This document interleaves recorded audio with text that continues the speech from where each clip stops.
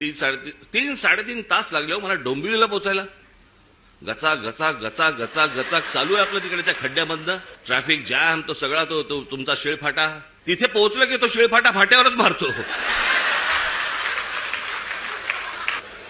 मग मी तिथनं येताना विचार केला, म्हटलं नाही आपण जरा ट्रेनने जाऊ आता परत. बाबा माझी काय परत आता तयारी इच्छा नाही. म्हटलं गेलो तिकडे.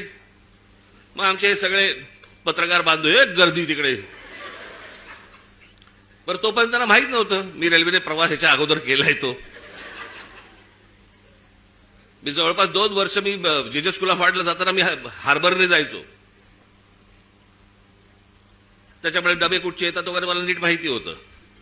मी उभा होतो, गाडी हळू झाली मी बघितलं लेडीज डबा, महिलांचा डबा होता. हे सगळेजण ताबाताबात होते, सगळे कॅमेरे बिमेरे पत्रकार सगळे. मी आपलं जाताना फक्त एवढंच केलं, हे सगळेजण त्या महिलांच्या डब्यात शिरले, मी मागच्या डब्यात शिरलो.